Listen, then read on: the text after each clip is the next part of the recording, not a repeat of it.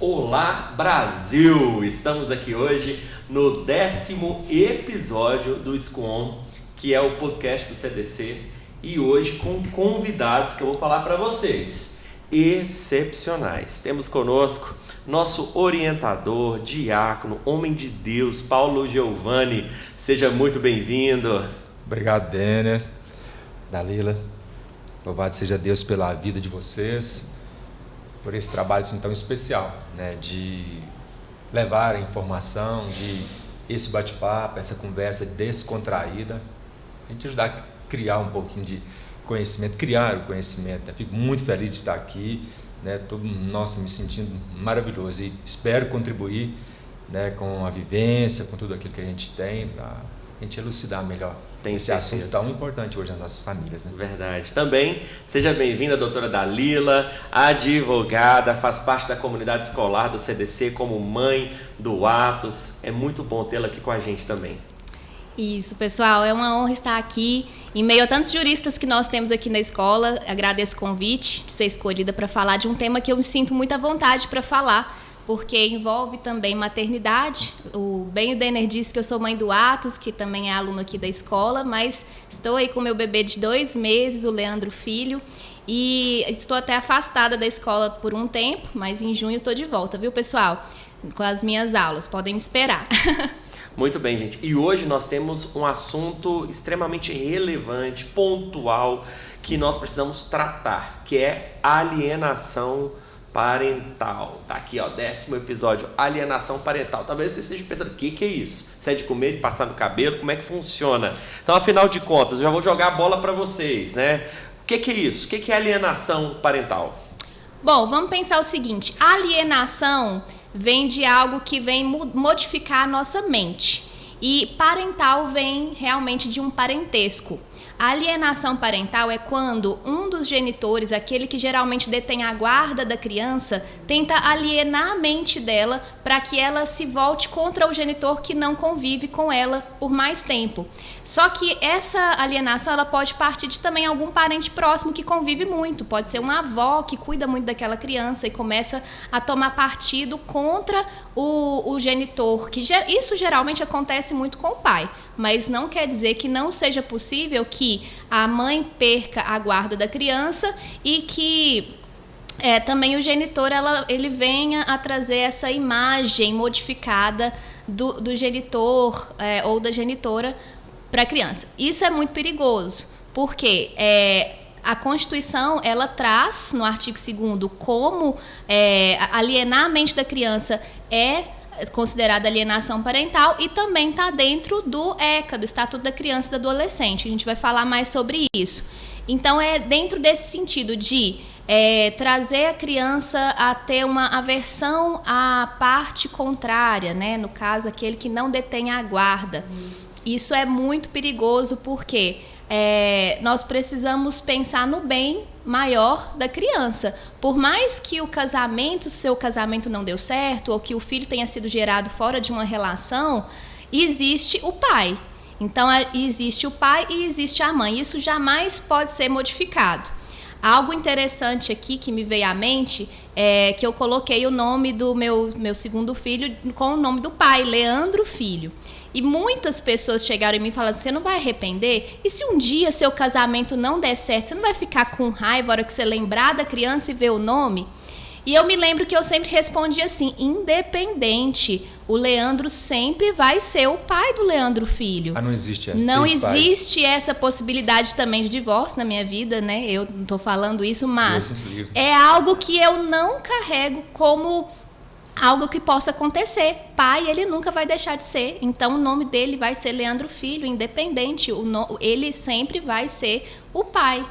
Então, isso é algo que as mães precisam entender. Por mais que o relacionamento não deu certo, pai é pai. Então, tente levar uma visão um pouco mais aprimorada do pai, que você tenha a ganhar mais do que perder. Paulo, isso me chama muita atenção para um nível de manipulação. que às vezes a doutora Dalila trouxe até um conceito que é novo, né? O genitor, até alguns 5, 7 anos atrás não se usava tanto esse termo, ele é mais novo, né? E o genitor refere-se ao pai, ou a genitora mãe, alguma coisa nesse sentido, né? Na verdade, a gente sempre usou das petições, mas nós advogados, a gente colocava como identificação, termo jurídico.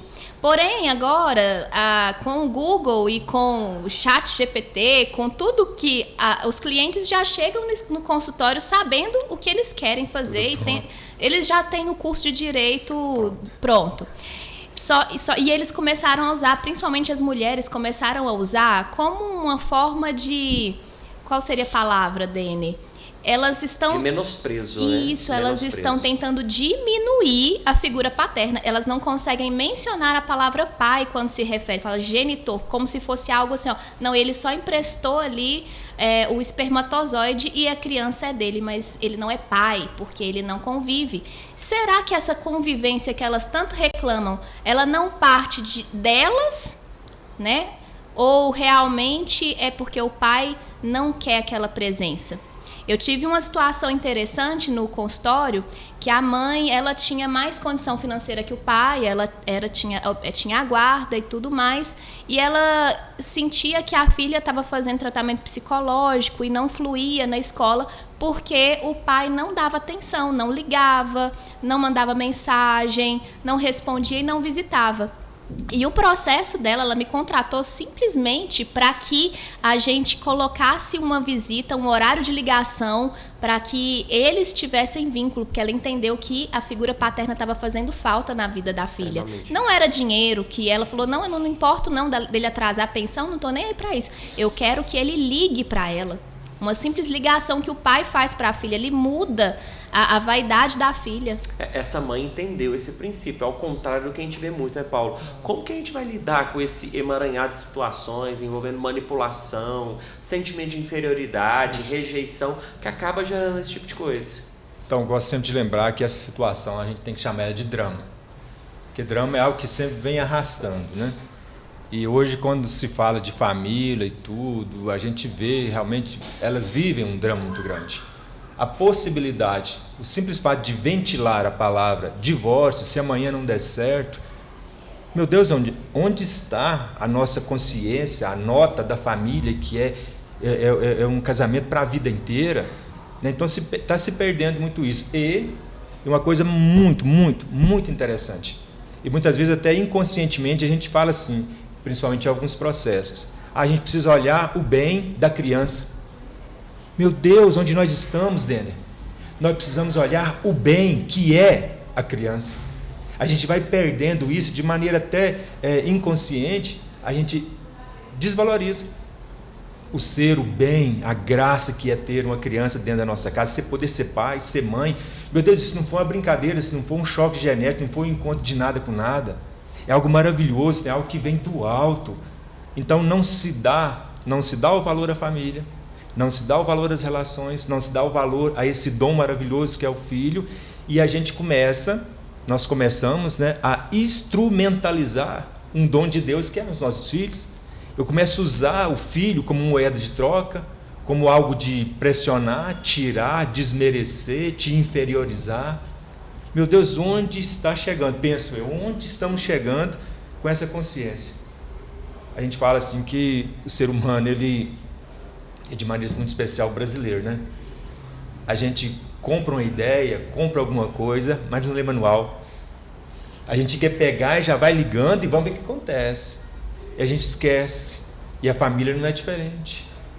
Nós temos um manual. Verdade. Nós temos um manual e se todas as famílias entendessem e compreendessem, esse drama seria inexistente.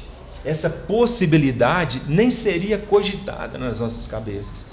Mas, infelizmente, não lemos o manual. Verdade. Paulo, algo que me chama a atenção aqui no CDC, nós nas reuniões de pais, a gente sempre fala do princípio do domingo, o dia a dia é a igreja. E nós dois, como homens de Deus, homens de fé, nós precisamos enfatizar isso para os pais e mães que estão nos ouvindo. Hoje, negocia-se muito o ir à igreja aos domingos. Porque na nossa época, há uns 10, 15, 20 anos, no domingo não funcionava nada na cidade.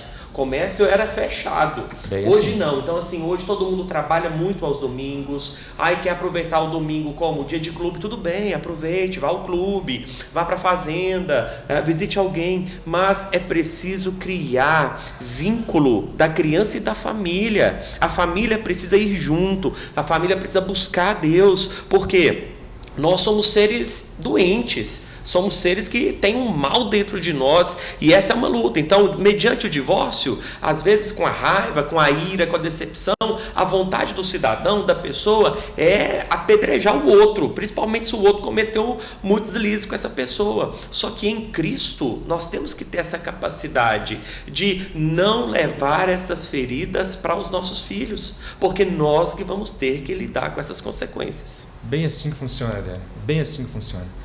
Se a gente lê o manual, eu falo para todos os casais que eu tenho a oportunidade de assistir, de cuidar, eu falo com eles assim, ó, se a gente voltar lá no manual e pegarmos lá, carta de Paulo aos Colossenses, capítulo 3, do versículo 12 ao 20, eu falo com eles lá, ó, se a gente viver, se nós vivermos, se o casal viver aquilo que o apóstolo nos fala, o nosso matrimônio dura 100 anos. 100 anos. Porque ali no manual está o que nós precisamos fazer para que o bem maior nos foi dado. Eu sempre falo com todo casal, meu Deus, viva o seu melhor hoje, porque o melhor de Deus Ele já te deu. Meu Deus, não falta em nós subsídios nenhum para que a gente possa ser essa grande família que é o projeto de Deus. Mas, infelizmente, temos esses dramas e precisamos lidar com esses dramas e ser o mais justo possível, né, Dalila? Porque tem hora que a gente vê um descontrole total de pesos, de medidas, de valores. Gente, assim, é muito importante a gente falar sobre isso enquanto há uma calmaria para trazer essa consciência às pessoas, às mães que estão assistindo principalmente, porque a realidade que eu tenho vivido no escritório são mães que chegam desesperadas ou chorando muito pela situação que estão vivendo. E a gente está trazendo muito para a relação do casamento, mas a alienação parental ela existe principalmente também nos casos em que os filhos eles vêm de um relacionamento extraconjugal e algumas vêm assim gritando também no escritório. Já chegou a situação das mães chegarem gritando e querendo assim, desejando o maior mal possível para a outra parte. Só que nós, que somos mães, que amamos nossos filhos, e os pais também que amam os filhos de coração, a gente tem que pensar no bem da criança. E pensando nisso, para vocês terem ideia, por muito tempo foi considerado crime, estava no Estatuto também da Criança, no artigo 10, que era considerado crime de detenção de 6 meses a 2 anos para quem cometesse alienação parental. Mas com os estudos e com os erros, graças a Deus, a lei ela vai tendo essas mudanças. A gente tem que se atualizar sempre. Eu formei há mais de 12 anos atrás, e a gente tem sempre que mudar, porque se estiver errando, tem que acertar. E a lei entendeu que estava errando nesse artigo, porque sabe quem é que entendia que era culpado do pai ou da mãe estar preso? A criança. A criança, ela crescia com esse sentimento de culpa, foi entendido isso. E aí esse artigo foi vetado por isso, porque a criança se sentia culpada. Nossa, meu pai está preso por minha culpa, porque eu deixei minha mente ser alienada. Isso é um peso muito grande. E aí, com os estudos que foram sendo feitos, foram percebendo que as crianças que passavam por alienação parental, elas estavam tendo dificuldades nos relacionamentos no futuro, levava isso para a vida, tinha dificuldades até nas amizades e em várias outras coisas. São crianças que necessitam constantemente de terapia ou acabam sendo desencaminhadas da vida. Por quê? Porque simplesmente tiveram a mente alienada. E aí o sentimento dela ficava tão confuso com relação ao pai, porque quem não ama um pai e uma mãe? O meu pai foi muito falho, hoje eu não tenho ele mais. Ele foi muito falho em casa com a minha mãe, mas depois que ele faleceu, eu só consigo ter lembranças boas dele. Eu voltei a ter lembranças dele me pegar no colo, de passear comigo, dos brinquedos que ele me deu. Eu lembro até das bonecas que ele trazia para mim. Então a figura do pai, ela não pode ser assim. Talvez até minha mãe tenha um pouco, mas eu não tenho, eu sou filha. Tem que ser uma figura melhor, tem que ser uma figura bonita. Eu conheci uma mãe, trabalhei com ela inclusive, e o marido dela era assim, muito tranquilo, tranquilo demais. E eles tinham 3 filhos. E aí o pai fora trabalhando e a mãe ele em casa com os meninos, e aí os meninos começavam a aprontar. Aí ela virava para eles e falava assim: eu vou contar pro seu pai. Na hora que o seu pai chegar, que eu contar para ele, essa casa vai cair. Ele não faria nunca isso, mas ela foi me explicar. Ela falou assim: olha, como que eu vou segurar a bomba sozinha? Eu precisava criar na mente deles que o pai era um freio. E eles precisavam ter temor em relação ao pai. E eles tinham um temor muito grande com a figura do pai. Quando o pai chegava, eles já ficavam assim na ponta do pé. Por quê? Porque ela criou na mente deles que o pai era firme com eles. Aí, hoje que eles cresceram, que lembra dessas histórias, todos eles riem. Mas o efeito foi alcançado. E aí muitas mães, às vezes eu vejo que na tentativa de desconstruir a figura do outro, desconstrói a autoridade. E aí quando essa criança crescer, chegar na adolescência e juventude, e ela precisar do reforço da figura paterna, de limite, de autoridade, de governo, de freio, não vai existir. Por quê? Porque ela desconstruiu, ela destruiu. E também tem o inverso também. Homens que destroem a figura materna, isso é péssimo. O filho, ele tem uma demanda muito grande em relação à mãe, a figura materna, o amor de uma mãe. Quantos homens na vida adulta estão numa vida dependente de pornografia, frustrados emocionalmente, não conseguem se socializar e relacionar com uma mulher, vivem de traição em traição, e isso muito provavelmente são reflexos da infância, de desconstrução da figura da mãe, de desconstrução da figura do pai. Então, os pais precisam entender que na família ou todos ganham ou todos perdem. Todos perdem. Quando a gente tem essa premissa, e tratar todo o trabalho, toda a relação, na primeira pessoa, mas no plural, nós. Então cria-se um vínculo, cada um com a sua figura, cada um com a sua participação enquanto pai, mãe, filho, mas a gente precisa muito trabalhar a questão da pertença, pertencer a essa instituição. E essa instituição ser esse lugar onde se planta, se semeia, se cultiva valores. Quando você fala de uma relação extraconjugal, a gente olha para essa realidade como um descontrole lá na fonte primeira de tudo, da nossa sociedade. Paulo VI, nos palavras, diz que a célula mãe da sociedade é a família.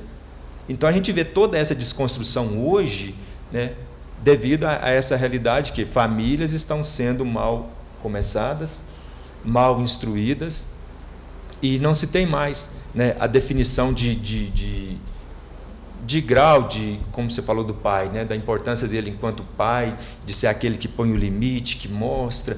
As pessoas estão se furtando disso. Não, eu não quero ser isso. A gente fala de uma educação negligente. Então tem muito isso. Então a gente só vai observar essa realidade, sabe, Dene e Dalila, quando a gente volta na causa primeira.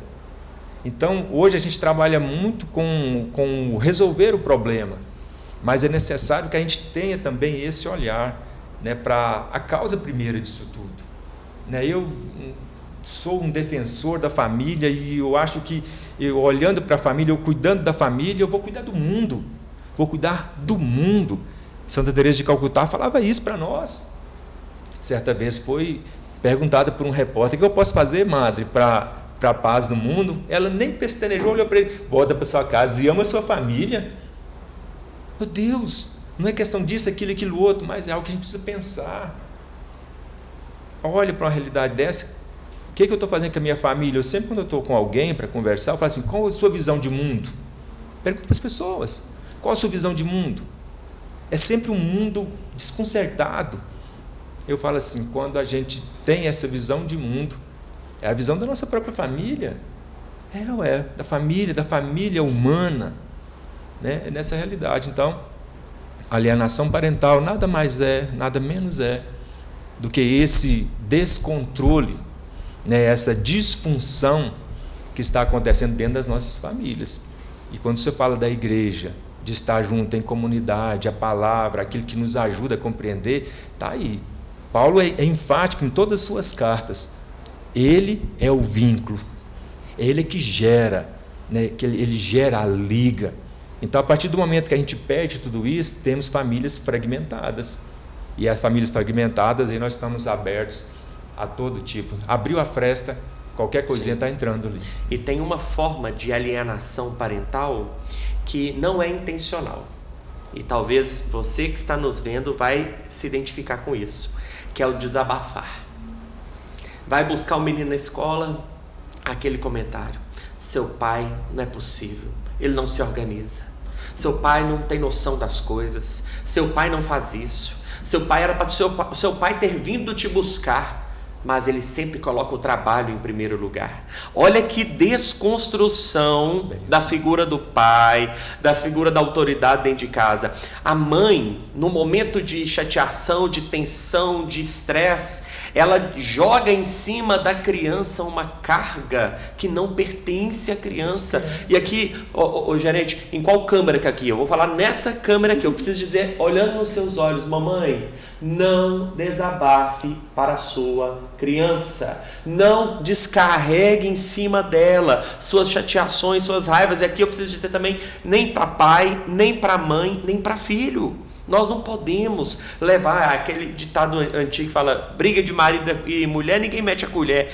Não é nem lavar roupa suja, nem na casa dos pais, porque os pais sempre ficarão do lado do filho, e nem com os filhos. Os filhos não têm estrutura emocional para lidar com esse tipo de coisa. Eu me lembro quando minha mãe era viva ainda, certa vez eu cheguei na casa dela e ela me disse: preciso conversar com você e não sei o quê. E eu assim: não, eu quero conversar com você sobre questão sexual. Eu falei: opa, alto lá. Isso aí não dou conta, não tenho capacidade emocional para te ajudar em conflito sexual, situação com meu pai. Isso aí vocês vão ter que procurar outra pessoa, porque não dá. A gente que é filho não tem suporte emocional para lidar com essas adversidades de pai e mãe. Então os pais precisam tomar cuidado. É preciso ter um bom conselheiro, é preciso ter um bom amigo para desabafar, porque precisa desabafar, e a mulher tem uma necessidade maior de desabafar que o homem.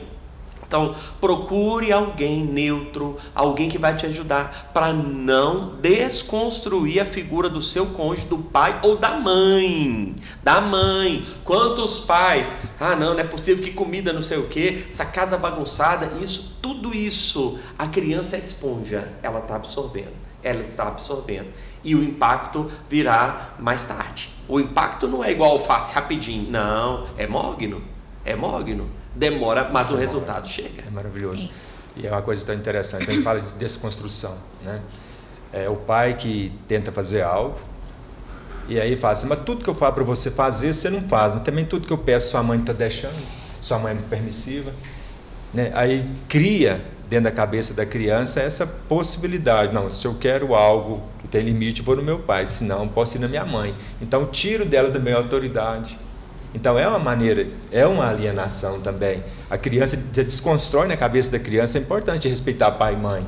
Né? Tá lá, honra pai, honra mãe, para que sejas feliz e tenha longos dias na vida, na terra que Deus te deu. Meu Deus, nós filhos precisamos entender isso e ter essa oportunidade. Mas, infelizmente, por esse desconforto, essa desconstrução, essa desajuste, né? A gente tem visto muito isso. Uma família alienada. Sim. Alienada em seus valores, alienada nas suas características.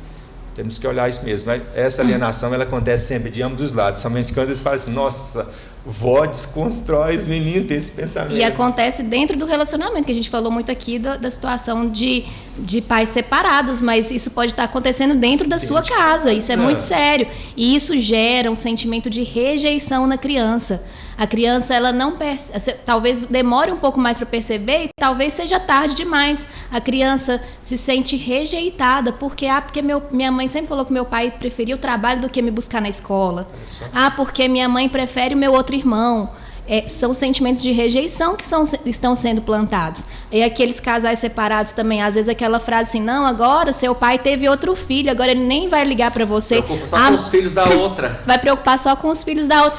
Pensa no seu filho, o seu filho vai estar criando raízes de rejeição e isso pode trazer consequências para a vida dele. Se você ama seu filho, evite esse tipo de comentário. Como o Denner bem disse, ele não tem maturidade para receber essa carga, receber essa culpa. Se você está se vingando do pai do seu filho, lembre-se que a culpa vai recair sobre ele, o filho que vai se sentir culpado. E você falou algo no início, Dalila, sobre as mães que às vezes procuram, porque eu quero um processo do genitor e tudo mais. Na verdade, isso só revela o quão infelizes elas foram na escolha. A criança, ela não tem culpa absolutamente de nada. Então, quem escolheu mal foi a mulher. Agora, ela não pode desdobrar a má escolha na perspectiva dela na vida da criança. A criança não tem culpa. Agora, algo importante que nós precisamos falar, acredito eu, é a questão do segundo casamento. Hoje já é muito natural no nosso meio o segundo casamento. Então, assim, e aí? A pessoa entrou num segundo casamento e o seu cônjuge já tem filhos com outra pessoa, né? Então ele tem uma história, e eu percebo nitidamente que hoje em dia as pessoas querem entrar num segundo casamento e querem, e muitos, não todos, querem isolar o histórico da pessoa, isolar os filhos do outro casamento. Isso não funciona. Eu penso sempre no versículo, no princípio bíblico da semeadura e da colheita. Não, mas eu quero beneficiar os meus filhos. Vamos fazer um esquema de herança aqui, vamos colocar tudo no nome dos nossos filhos para os seus filhos não terem acesso. Não adianta. Lei da semeadura e da colheita. Se semear maldade, se semear o mal, se maltratar os filhos, entendendo o princípio que quando você chegou na vida dele ou dela, essas crianças já existiam. Esses filhos já existiam. Então, nós precisamos ter maturidade para assimilar, para entender. E aí, se for necessário, vai fazer terapia. Tem muito adulto precisando de terapia, tem muito adulto precisando de tratamento psiquiátrico, tem muito adulto que está precisando de Deus, de buscar a Deus, de ir à igreja, de não simplesmente, Paulo, ir à igreja e falar assim, foi tão bom, mas parece que quando sai da igreja, volta, fica tudo lá. Deixa tudo lá, a beleza da homilia, da pregação, de tudo que aconteceu e vai embora. Não, tem que levar aquilo ali para a sua vida, viver essa realidade. Não adianta nós vivermos algo de Deus e deixarmos aquilo ali isolado. Então nós precisamos tratar bem e cuidar, porque a gente sabe que aquilo que a gente semeia hoje, amanhã a gente colhe. Obrigado, né? A lei da semeadura é bem assim. A gente é livre para semear. Semeia o que você quiser. Agora a colheita é obrigatória, não tem como se furtar disso. Não tem como, não quero colher. Não quero, não tem jeito, você vai colher. Então a gente precisa estar atento para isso, né? Quando a gente fala de segundo relacionamento, né? Como nós falamos no início, não existe ex-pai, não existe ex-mãe. Agora nós precisamos achar esse meio termo, buscar esse equilíbrio, buscar essa sobriedade para os relacionamentos. Eu preciso ser pai com intensidade com os filhos nesse segundo relacionamento e não devo nunca perder a intensidade com os meus filhos no primeiro relacionamento. Então, se eu opto por ter uma segunda união, eu preciso entender que eu sou responsável. Então, não sou o ex-pai. Já cresceu, tá bom, não tem jeito, isso não tem. Então a gente precisa entender isso, porque se fazemos essa realidade, podemos fazer uma alienação de nós mesmos com os meninos. O fato de eu não querer, olha só o grito dessa mãe. Não, eu quero é que ele ligue para a filha dele. Eu quero que ele converse com a filha dele. Simples assim. Então, olha só, o próprio pai, ela fazendo um trabalho de buscar a conciliação, e o pai, por essa maneira negligente de continuar a sua própria vida, e criou essa imagem também de um pai negligente, um pai que nos abandonou, um pai que fez isso, aquilo outro, e a criança sofre, o filho sofre, independente da sua idade. Gosto sempre de lembrar e vou bater nessa tecla mais uma vez. Não precisamos olhar o bem dos nossos filhos, nós temos que olhar para o bem que é os nossos filhos, porque eles são essa bênção nas nossas vidas, e eles precisam ser cuidados, amados, independente da idade. E eu preciso ser isso, eu preciso ser a manifestação do amor que os gerou.